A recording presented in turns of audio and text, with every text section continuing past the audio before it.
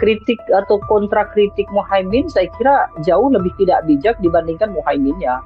Kenapa? Karena kritik itu kan seharusnya diterima saja. Dalam artian persoalan itu baik atau buruk tidak jadi masalah. Apalagi sekarang momentumnya adalah momentum kontestasi. Sepanjang mereka fokus untuk menggarap atau dengan orientasi pemilih yang ada di kelompok kontra pemerintah ini, maka besar kemungkinan berhasil. Yang jadi faktor pengganggunya atau penghalangnya adalah kalau nanti tiba-tiba terjadi upaya pemerintah, misalnya mendekati masa pemilihan, tiba-tiba ada BLT misalnya, ada bantuan sosial, ada pencairan terkait dengan dana-dana sosial yang diterima oleh publik, atau bahkan ketika program itu ditambah jumlahnya, maka ini menjadi penghalang bagi Muhaimin Iskandar. Beliau ini kan santri, dan kelompok santri itu saya kira memang dekat sekali dengan aktivitas-aktivitas yang jenaka. Kita bisa lihat misalnya Kiai Haji Abdurrahman Wahid ketika memimpin bangsa ini.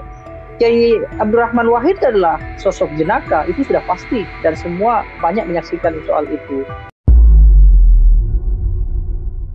Selamat malam, Tribuners. Program Tribun Sound Fokus hari ini kembali menjumpai Anda bersama dengan saya Nila Irda. Kita masih mengiringi kontestasi Pilpres 2024 mendatang, saudara, yang mana hari ini saya akan mengangkat bagaimana banyak yang menjadi sorotan dari statement Muhaimin Iskandar, termasuk yang terbaru, terkait bagaimana Muhaimin Iskandar mengatakan bahwa tukang becak tidak bisa lewat jalan tol. Yang mana ini juga menjadi salah satu kritikan pembangunan jalan tol di masa pemerintahan Presiden Joko Widodo. Lalu bagaimana kacamata pengamat politik soal kritikan dari Muhaimin Iskandar ini? Kami akan membahasnya, Tribuners, bersama dengan Direktur Eksekutif Indonesia Political Opinion atau IPO, ada Bang Deddy Kurniasyah, sudah bergabung dalam sambungan Zoom bersama dengan saya. Selamat malam, Bang Deddy. Halo, selamat malam. Baik, Bang Deddy, sehat ya Bang ya? Alhamdulillah, sampai Baik, malam ini sehat. siap. Terima kasih banyak Bang Deddy menyempatkan waktunya untuk berbincang bersama dengan saya. Bang, sebagai pengantar, saya mau minta statement terlebih dahulu dari Bang Deddy melihat bagaimana tadi juga sempat saya katakan. Ada kritikan dari Muhaimin Iskandar yang terbaru mengatakan tol ini tidak bisa dirasakan oleh sejumlah tukang becak, begitu Bang? Ya, sebetulnya kritik senada seperti Muhaimin Iskandar ini bukan sesuatu yang baru, tapi bahkan dari pemilu Pilpres 2019 juga sudah banyak yang mengatakan itu. Dan statement bahwa tukang beca mungkin juga di luar itu gitu ya, tukang ojek bahkan tidak bisa menikmati jalan tol. Ini bukan kritik yang bisa kita tafsirkan sebagai kritik langsung pada tolnya, tetapi ini adalah kritik bahwa tidak ada distribusi pajak yang secara langsung bisa dirasakan oleh pembayar pajak. Itu yang pertama. Kenapa? Dan jalan tol juga saya kira juga bukan jalan yang tanpa biaya ya, meskipun mereka yang melalui jalan tol sudah bayar pajak sekalipun, faktanya kan mereka juga tetap membayar ketika memasuki jalan tol itu. Tapi kritik ini mungkin sisi yang lain tidak bijak. Kenapa? Karena mau tidak mau proses infrastruktur, kelengkapan infrastruktur itu penting juga bagi sebuah negara. Terlebih bahwa negara kita adalah negara kepulauan. Artinya akses dari satu tempat ke tempat lain itu menjadi penting, kira-kira begitu. Tapi kalau kritik itu ditujukan bahwa sebagai antitesa di mana Joko Widodo selama ini selalu mengedepankan pembangunan infrastruktur, lalu Muhaimin ingin mengatakan bahwa infrastruktur bukan sesuatu yang prioritas, itu sah-sah saja. Hanya saja apakah ini kemudian bisa berimbas pada elektoral gitu ya, artinya bisa memupuk simpati kepada Muhaimin Iskandar, saya kira kritik semacam ini cukup elitis, dampaknya tidak akan besar gitu ya, dan kelompok kelas bawah pun belum tentu mengerti dengan kritik ini. Saya rasa itu sebetulnya. Oke, artinya arahnya juga bisa menjadi salah satu penguat juga sebagai positioning Muhaimin Iskandar yang selama ini memang mengusung perubahan, itu juga bisa diartikan arahnya ke arah sana, Bang Deddy? Ya, kalau dari sisi itu saya kira apa yang dilakukan oleh Muhaimin Iskandar sudah tepat. Dalam artian positioning kampanyenya memang antitesa dari Joko Widodo. Ketika Prabowo Subianto, Gibran akan melakukan endorsement terhadap program-program pemerintahan sekarang, mau tidak mau Anies Baswedan, Muhaimin Iskandar tentu melawannya dengan kontra Jokowi, termasuk juga kontra Prabowo. Yang kesulitan kan memang nanti kemudian adalah Ganjar Pranowo karena terjepit di antara kepentingan Prabowo dengan kepentingan dari Anies Muhaimin. Tetapi yang pasti kritik Muhaimin tidak selalu keliru. Dalam artian dengan konsep negara kita yang kepulauan seperti yang saya katakan tadi itu, jalan tol itu sebetulnya malah bukan prioritas, itu benar. Dalam artian ketika akses akses jalan yang bisa dilalui oleh masyarakat umum atau masyarakat mayoritas itu tidak diperhatikan, tetapi justru memprioritaskan jalan tol yang berbayar itu tadi, sebetulnya memang itu ada ketimpangan. Terlebih jalan tol itu hanya menghubungkan kota-kota besar gitu ya, dan dinikmati hanya sedikit orang. Orang-orang yang kira-kira memerlukan akses antar kota, antar provinsi dalam jarak jauh, itu saja yang menikmati.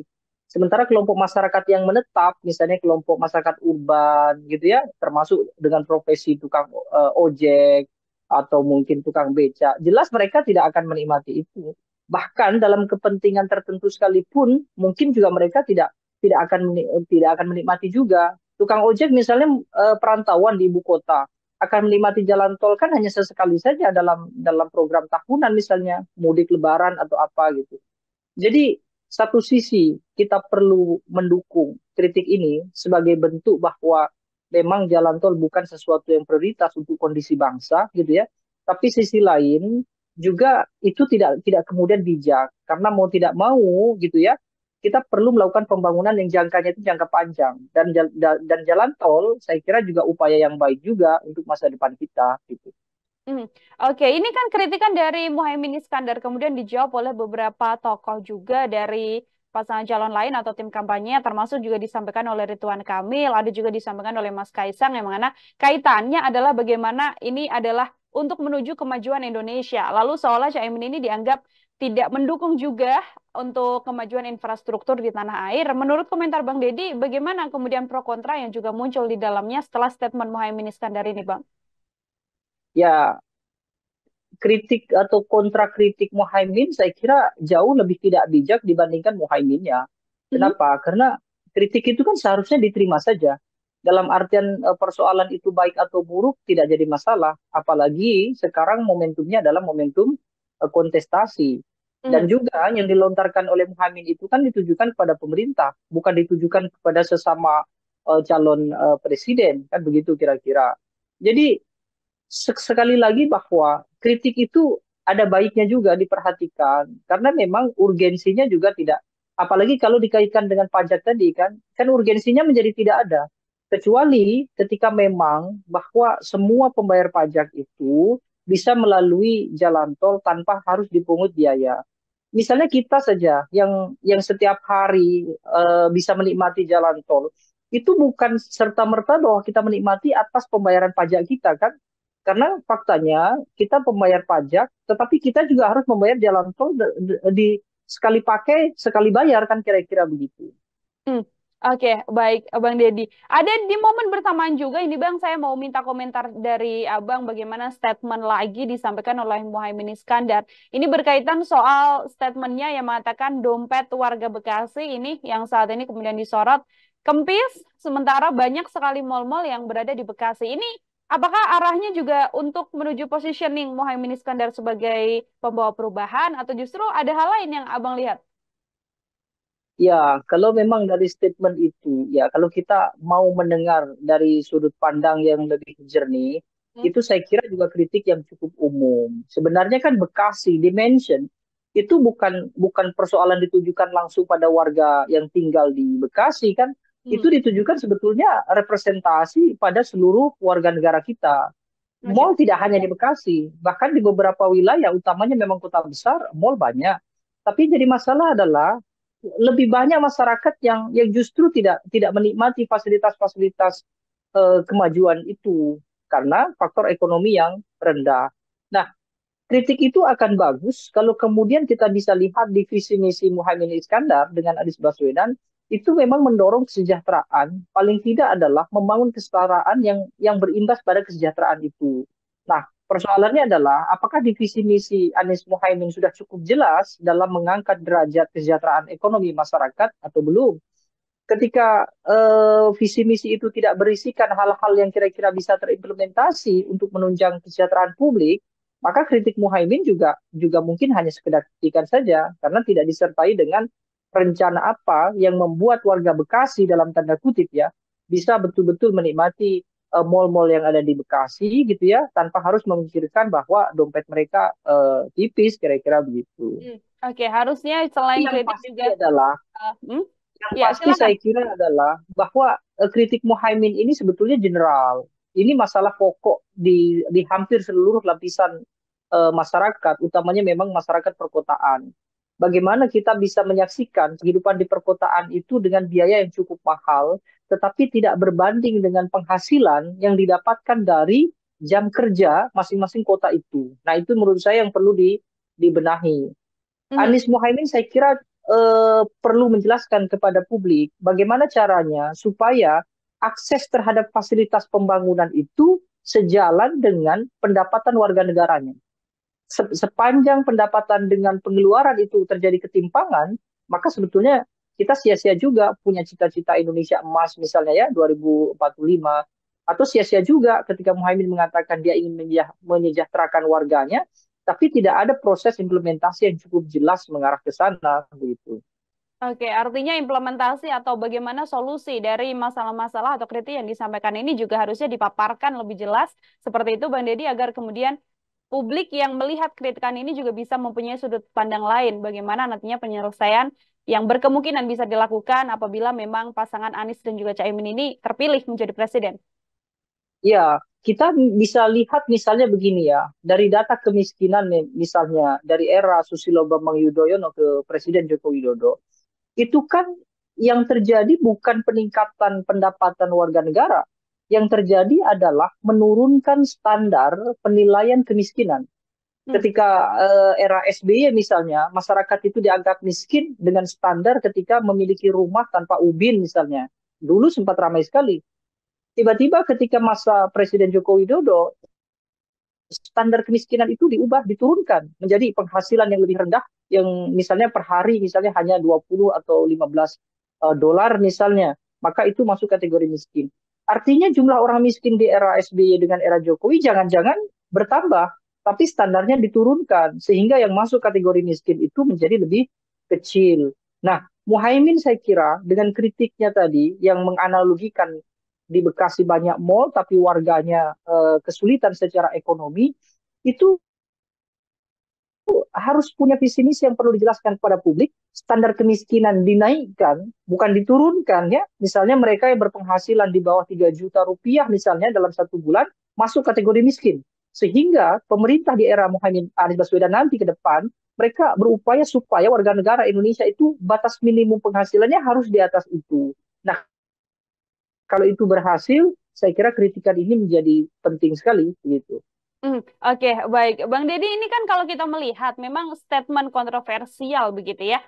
Dan kerap sekali disampaikan oleh Muhaimin Iskandar. Saya mau minta pandangan Anda dari segi gaya politik seorang Muhaimin Iskandar ini sedianya apakah memang kritikan atau mungkin statement kontroversial ini adalah DNA dari seorang Muhaimin Iskandar atau ini hanya karena momentumnya dia adalah pengusung perubahan seperti itu, Bang? Ya, kalau kita mau lihat apakah Muhaimin Iskandar ini kontroversial atau tidak sih, hemat saya tidak ya. Kenapa? Mhm. Karena kita hanya melihat kontroversinya itu kan dari sudut pandang rivalitas, dan itu pun terjadi di masa kontestasi sekarang. Oke. Sebelumnya Muhaimin tidak begitu kontroversial. Memang dia cenderung punya agresivitas yang lebih lah dibandingkan dengan politisi yang lain. Bahkan sejak 2014 sudah mendeklarasikan diri sebagai calon presiden. Meskipun tidak berhasil, dan berhasil di tahun 2023 ini bersama dengan Anies Baswedan. Yang kedua saya kira ini lebih mungkin statement Muhaimin itu ditujukan karena memang penetrasi kampanyenya, bahwa dia mau tidak mau bersama dengan Nasdem dan juga PKS mengusung Anies Baswedan sebagai capres, dan porsi pemilihnya sudah ditentukan sejak awal sebagai kontra pemerintah. Sehingga mau tidak mau kritik-kritik terhadap pemerintah itu kan menjadi penting. Karena tidak mungkin kritik itu dilakukan oleh Ganjar Pranowo atau oleh Prabowo Subianto. Ganjar Pranowo juga berusaha melakukan kritik terhadap pemerintah, tapi kan tidak berhasil. Justru dijauhi oleh pemilih. Kenapa? karena dianggap tidak relevan. Ganjar adalah kader PDI Perjuangan yang sama-sama mengusung Joko Widodo, dan Joko Widodo juga sesama kader dari PDI Perjuangan. Nah, momentum Muhaimin sekarang adalah di seberang Joko Widodo. Jadi itu menurut saya secara politik cukup tepat. Untuk statement-statement yang kemudian disampaikan, ini seberapa besar akan mempengaruhi elektabilitas dari pasangan nomor urut 1 ini, Bang Deddy? Kalau kita lihat dari porsi pemilih Anies Baswedan dan Muhaimin Iskandar, kalau dalam catatan saya misalnya kelompok yang puas dengan kinerja pemerintah itu per 17 November kemarin itu ada 48%. Ini dengan catatan kepuasan secara general ya, bukan kepuasan atas program. Kepuasan general terhadap pemerintah Joko Widodo 48% dalam catatan itu. Artinya yang tidak puas mencapai 52%. Nah, Hmm. porsi Muhaimin tentu mengejar kelompok yang tidak puas terhadap kinerja pemerintah, yaitu 52% ini. Sehingga kalau ditanya apakah ini nanti cukup berhasil meningkatkan elektabilitas, sepanjang mereka fokus untuk menggarap atau dengan orientasi pemilih yang ada di kelompok kontra pemerintah ini, maka besar kemungkinan berhasil. Yang jadi faktor pengganggunya atau penghalangnya adalah kalau nanti tiba-tiba terjadi upaya pemerintah misalnya mendekati masa pemilihan tiba-tiba ada BLT misalnya, ada bantuan sosial, ada pencairan terkait dengan dana-dana sosial yang diterima oleh publik, atau bahkan ketika program itu ditambah jumlahnya, nah, maka ini menjadi penghalang bagi Muhaimin Iskandar melakukan kritik. Tapi dalam kondisi hari ini, saya kira yang dilakukan oleh Anies Baswedan dengan Muhaimin Iskandar melakukan tekanan terhadap pemerintah itu sudah tepat secara politik. Kenapa? Karena memang target market mereka adalah kelompok yang kontra terhadap pemerintah. Meskipun perlu hati-hati ketika kritik itu terlalu keras gitu ya, sehingga nanti kelompok rival justru memainkan posisi sebagai yang tertindas begitu ya, terzalimi, merasa dikritik terus-menerus, merasa tidak disyukuri, tidak diapresiasi, itu juga punya resiko justru simpati akan beralih ke rival. Nah, itu yang jadi masalah. Hmm. Kalau bagaimana berkaitan soal janji-janji Muhaimin Iskandar, ini kan juga banyak sekali yang kemudian disampaikan oleh pasangan nomor urut 1. Saya bisa sebut beberapa di antaranya, mulai soal BBM gratis, Bang Deddy, kemudian tunjangan untuk ibu hamil, sampai yang terbaru ini kan bagaimana modal 10 juta untuk anak muda bisa membuka bisnis. Kalau melihat janji dari Muhaimin Iskandar ini juga bagaimana kemudian akan berdampak pada elektoral dari pasangan nomor urut 1? Ini menarik ya. Janji yang paling tidak rasional saya kira memang yang BBM gratis. Kenapa? Karena Muhaimin dalam menarasikannya tidak cukup jelas. Artinya tidak cukup jelas itu kan anggapannya bahwa semua konsumen BBM itu nanti akan gratis kan gitu. Padahal dalam catatan visi misi mereka, BBM gratis itu diperuntukkan oleh kelompok tertentu. Misalnya adalah mereka yang bekerja sebagai nelayan, atau mereka yang menarik angkutan umum, atau mereka yang memang menerima subsidi misalnya. Sehingga ini menarik bagi publik. Tapi karena faktor penyampaian ide BBM gratis ini yang tidak terbatas gitu ya, justru ini menjadi propaganda bagi rival. Sehingga yang diterima publik adalah tidak akan mungkin bisa menggratiskan BBM. Dari sudut itu saya kira elektabilitas akan sulit terbangun ketika kepercayaan publik tidak cukup memadai terkait dengan program itu. Tetapi kalau publik merasa yakin bahwa program itu bisa terselenggara dengan baik, maka elektabilitas itu akan meningkat. Contohnya misalnya tadi akan memberikan bantuan usaha terhadap anak-anak muda. Nah, itu besar kemungkinan punya potensi akan meningkatkan elektabilitas. Meskipun BBM gratis itu sebetulnya kan sama dengan makan siang gratisnya Prabowo Subianto. Hmm. Hanya saja kemudian ketika BBM gratis itu diterima oleh kelompok kelas kelas yang tidak terlalu bawah ya lah, kelas yang hampir menengah ke atas lah untuk BBM gratis. Sementara makan siang gratis itu adalah kelompok dari bawah sampai kelas ke maksimum kelas sebelum menengah. Jadi lebih mungkin yang dipercaya justru adalah makan siang gratis. Padahal dua-duanya sama-sama tidak rasional dan sama-sama buruk sebetulnya. Semua program pemerintah atau calon pemerintah gitu ya, termasuk Muhaimin Iskandar, sepanjang mereka menggunakan istilah gratis, itu besar kemungkinan adalah program yang sangat buruk. Program yang sangat mungkin tidak akan tercapai. Program yang sangat mungkin hanya akan berhenti pada janji-janji politik saja. Hmm. Oke, program berkaitan soal statement yang mengatakan akan melakukan penggratisan ini salah satu janji yang buruk dan kemungkinan besar prediksi Bang Deddy ini tidak akan mungkin dilaksanakan apabila di masa kepemimpinan itu terjadi. Artinya ini janji-janji politik yang disampaikan oleh paslon dalam hal ini dalam bahasan kita bagaimana Muhaimin Iskandar ini juga bisa berpotensi menjadi blunder nantinya, Bang. Blunder mungkin tidak, dengan catatan bahwa BBM gratis itu adalah untuk semua kalangan. Maksudnya untuk semua kalangan itu, ya anggaplah untuk semua kalangan yang menerima BBM bersubsidi misalnya. Tetapi kalau faktanya nanti dalam implementasi ternyata hanya kelompok tertentu, ya mungkin bisa saja gitu. Tapi yang jadi masalah adalah meyakinkan publik terkait program BBM gratis ini tidak mudah. Ketika banyak banyak respon dari publik yang justru tidak percaya terhadap implementasinya, maka mungkin ya ini akan menjadi blunder bagi Muhaimin Iskandar. Sama blundernya seperti Prabowo menggunakan istilah makan siang gratis. Terakhir dari saya, Bang Deddy, ini kan kalau publik melihat ada kejenakaan dari sosok Muhaimin Iskandar. Bahkan beberapa Timnas Amin juga mengatakan Caimin ini memberi warna baru karena citra nyeleneh yang memang selama ini berkali-kali disematkan oleh Muhaimin Iskandar. Kalau dari pandangan Bang Deddy sekaligus menjadi closing statement, ini dampaknya sejauh yang memang sudah terjadi saat ini lebih banyak ke arah positif atau justru ke arah negatif dalam kontestasi Pilpres ini, Bang? Ya, saya mungkin ini sedikit subjektif ya menilai Muhaimin Iskandar. Beliau ini kan santri dan kelompok santri itu saya kira memang dekat sekali dengan aktivitas-aktivitas yang jenaka. Kita bisa lihat misalnya Kiai Haji Abdurrahman Wahid ketika memimpin bangsa ini. Kiai Abdurrahman Wahid adalah sosok jenaka, itu sudah pasti dan semua banyak menyaksikan soal itu. Nah, Muhaimin Iskandar dengan aktivitas dia yang memang santri, dia adalah keluarga dari pendiri Nahdlatul Ulama begitu ya. Kemudian partainya juga PKB, pemilihnya juga Nahdliyin. Saya kira kelompok yang memilih Muhaimin Iskandar ini pasti sedikit banyak sudah mengenal Muhaimin Iskandar.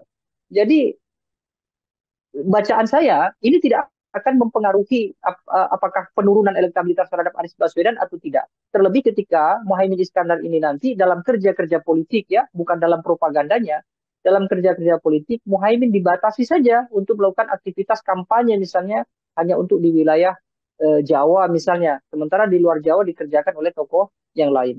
Meskipun dalam skala nasional sosok jenaka seperti Muhaimin Iskandar ini juga bukan sosok baru. Artinya Prabowo Subianto juga sesekali jenaka. Ganjar Pranowo juga menurut saya juga masuk kategori kelompok yang jenaka. Terlebih era Joko Widodo sejak 2014 sampai sekarang itu justru kejenakaan politik itu menjadi bagian dari kehidupan politik kita. Jadi saya kira tidak akan ada masalah untuk itu.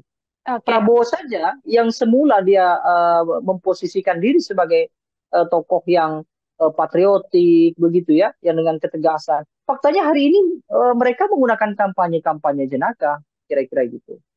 Oke, artinya tidak akan banyak kemudian berpengaruh negatif bagi elektabilitas, namun ini juga menjadi salah satu bagian mewarnai kontestasi menuju Pilpres mendatang seperti itu ya, Bang Deddy. Bang Deddy, terima kasih banyak untuk bahasan kita pada ya, sama-sama. Kali ini. Semoga di lain kesempatan Bang Deddy kita bisa berbincang lagi Amin. dengan bahasan lainnya. Bang Deddy sekali lagi terima kasih. Selamat beraktivitas kembali Bang.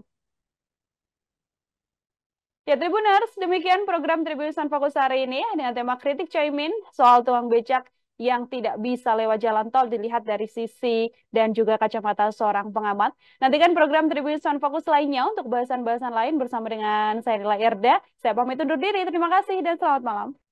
Download Tribun X sekarang, menghadirkan lokal menjadi Indonesia.